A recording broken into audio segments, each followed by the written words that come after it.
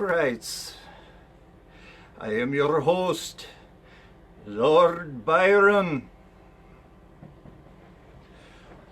Do we have some stories for you tonight?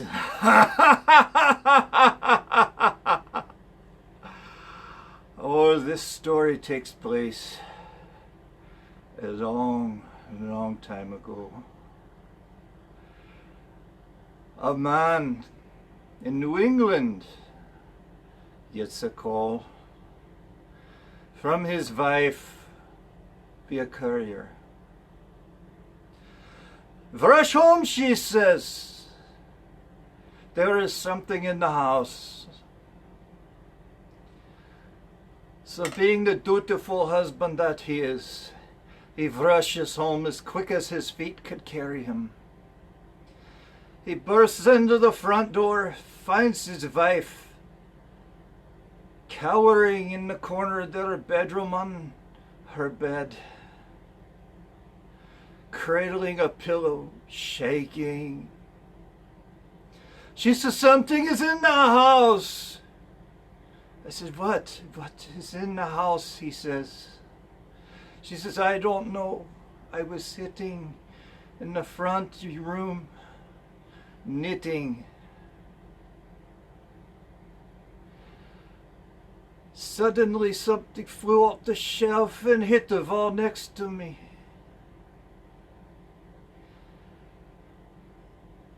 Curious, the husband inquired more, wishing that he had not.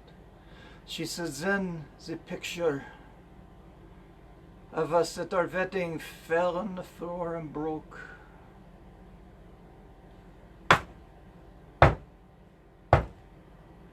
Knocking started happening in the next room.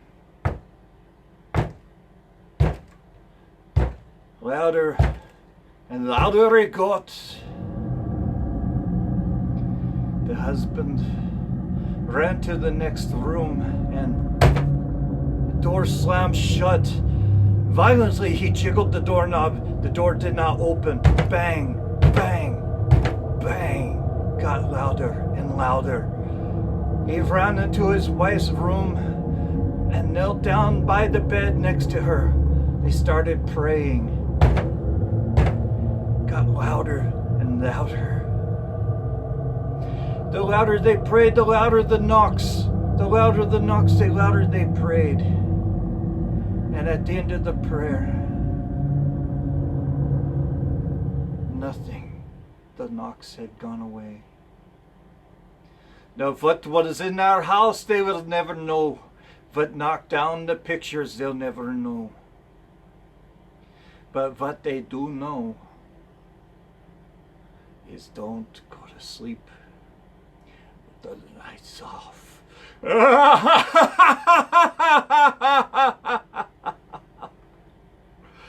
I hope that you enjoyed the story. For this next one I have to tell was about a little girl who was afraid of the dark, as all little girls are. But in this house that they lived in, she was even more afraid of the dark. Why? The house did not feel right.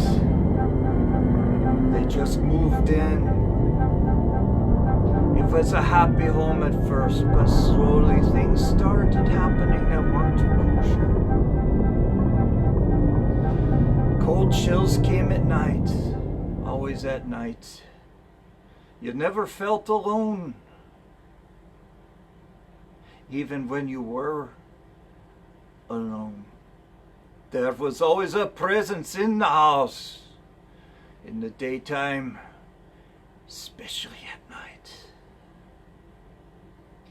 She would wake up and see writing on the wall in runny purple letters that she couldn't read, in a language she didn't understand.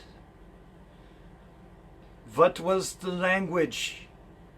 She couldn't read, but it scared her. And then she saw a cat.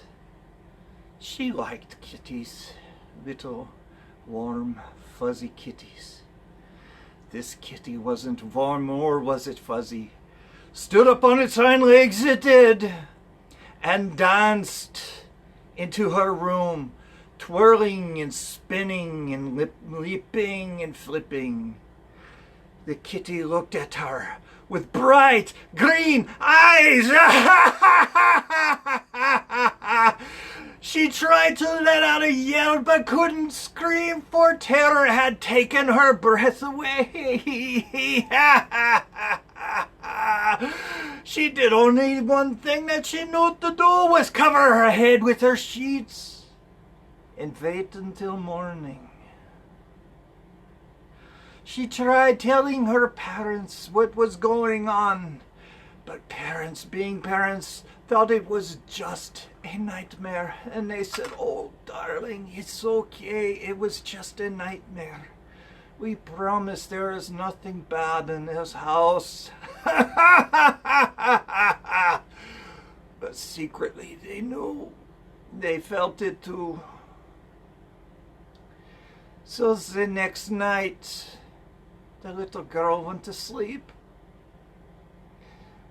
clutching her doll, hoping for a better night. Scratch, scratch, scratch, she heard on the window with the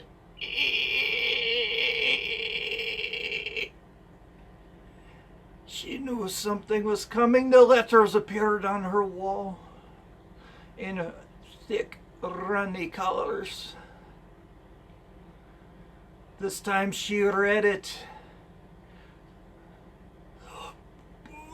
Book, she heard, and the word book became clearer.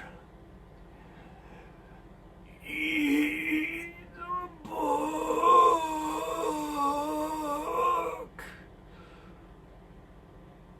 She heard the voice coming from her closet.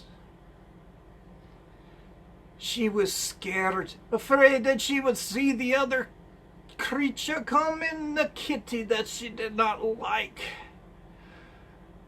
But she heard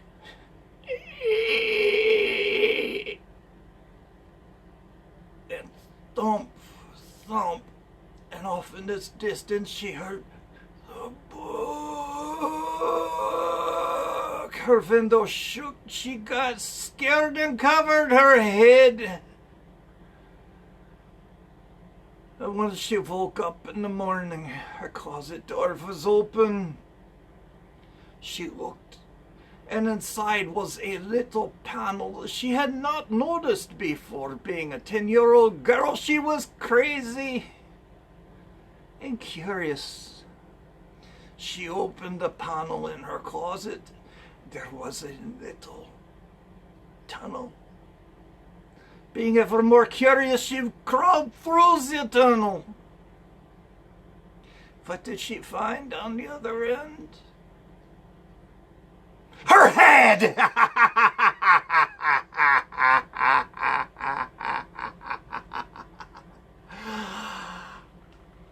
Sweet dreams.